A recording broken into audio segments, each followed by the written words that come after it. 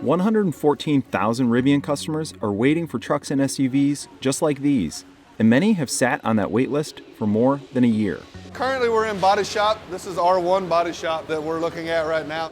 The electric vehicle company is now burning through cash, rushing to fill those orders. It's a startup trying to prove it can build vehicles at scale without having ramped up before. It definitely is a pressure that's felt. It's felt on the floor. It's felt by the entire team. So what is the company doing to build faster? And can it become what investors want it to be, the Tesla of trucks, before its competition? I toured Rivian's plant and visited Ford's EV facility to find out. Rivian's factory in Normal, Illinois was previously home to Mitsubishi, which built cars here until 2015. Remnants of that facility, like a large part stamping machine, remain. But much of the plant and the process for making Rivian's three vehicles, the R1T, R1S, and Amazon-branded commercial van, are new. As is Tim Fallon, who was brought into Rivian in February after 16 years at Nissan. What's job one right now? Job one right now is I'll say, I don't want to say finishing the ramp, I'd say continuing the ramp and getting to stability. Maybe define for us what stability means in a factory. Stability to me is I want all of my team members, technicians to come in and see the exact same thing they saw yesterday, the parts in the same place, the right number of parts, everything running appropriately, and really being able to get into that rhythm and really do the dance of building vehicles. That starts with stamping. From there, robots piece together the parts to form the body. This is highly automated, all of the welding is automated. The trucks eventually end here, the general assembly line, where items including seats are locked into place.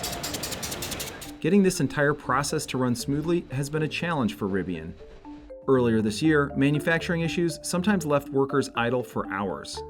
Looking back, I mean, we hear about issues with parts, sequencing essentially, like not being able to get the right parts to the right place on the line at the right time. I'm wondering how you handle that, if it's fixed, where you're at in that process. There's no doubt there were significant issues in the past, and there are still some issues that we're working through, but they've gotten significantly better. And as we continue to audit our processes and we continue to refine those processes and get better, we definitely see fewer and fewer interruptions to our production because of it. A snarled supply chain and inflationary pressures have made this ramp even more challenging, Fallon says. Rivian in March cut its production guidance to 25,000 vehicles for the year. Last quarter, it produced 7,000, which means it must now build more than 10,000 vehicles this quarter to hit its target. Rivian says it's on track to hit its goal, but this factory has the capacity to produce 6 times that, 150,000 vehicles a year. To get there, Rivian says it's bringing in more equipment and has recently added a second shift throughout the facility.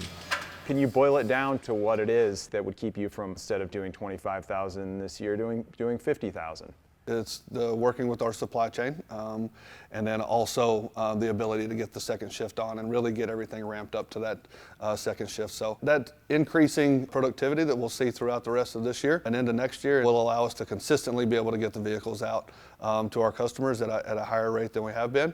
And then we're looking at that. What is the capacity that we need to be at to continue to fulfill that demand that hopefully will continue to be ever increasing demand for our vehicles.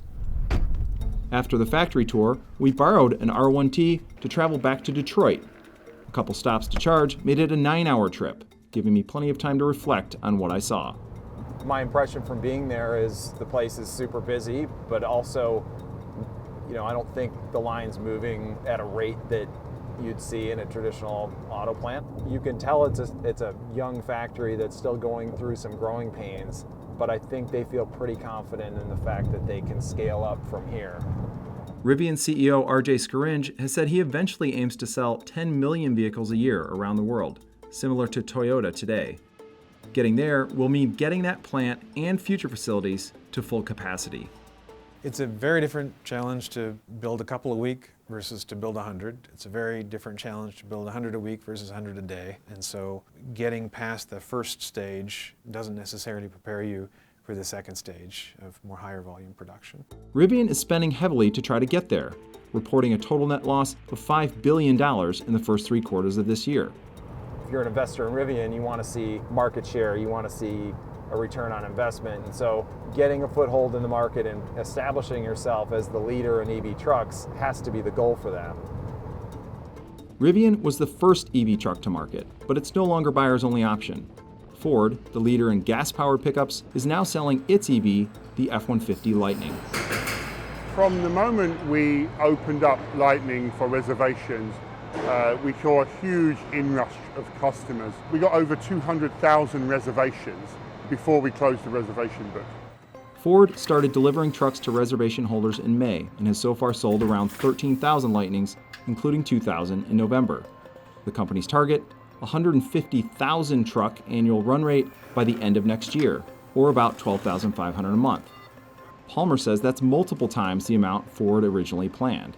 What specific actions are you taking to get to that number? The first one is we had to expand the building size. Then we have to reconfigure the lines to run at a much, much higher speed. And we, of course, had to get the materials for everything. Some of Ford's efforts, like adding new equipment, hundreds of workers, and pushing speed, mirror the moves Rivian is making to boost output. But Ford isn't a startup. It's ramped production many times before, and next door to its EV facility is a plant cranking out gas engine F-150s. A new truck rolls off the line here every 53 seconds. For us, it has really been advantageous that we have a very high-speed production plant next door that builds many of the components for F-150, especially the aluminium body. We would probably never have been able to increase so many factors speed if we didn't have the plant next door to rely on. But those shared resources aren't enough to make an entire electric truck, and Ford has grappled with its own supply chain constraints. You may be aware of the chip shortage that the whole industry has been facing. That's a real challenge for us, and although we do prioritize the electric vehicles, that's still a challenge for us when we're trying to ramp up to such a fast rate. Deciding how to allocate chips, not to mention cash, between EVs and internal combustion engine vehicles is unique to the traditional automakers. The challenge is more than just the development of the vehicles and the getting of parts to it. It's making this bet on, will you be successful in these? If you're traditional, you're taking resources away from things that are making good money now to go towards this. If you're a startup, you've got very limited resources and you're putting big bets on this. And to not take those bets almost guarantees that you lose. Right now, Tesla is the model for a U.S. company manufacturing EVs at scale. It produced nearly 366,000 vehicles in the third quarter alone. Tesla's cars have accounted for roughly 68% of EVs sold so far this year in the U.S. The nice thing is that Tesla can't make enough vehicles either, and so you have opportunities there. You're not going into a zero-sum game. The pie is growing. Yeah. And Tesla doesn't yet have a truck like the R1T, giving Rivian a chance to establish itself as the go-to name in the category and to keep investor and consumer dollars coming in. We've talked to a number of consumers who have their name on 4 different lists. They're just trying to get an electric truck. And so it really is, at least in these early days, sort of a race to market.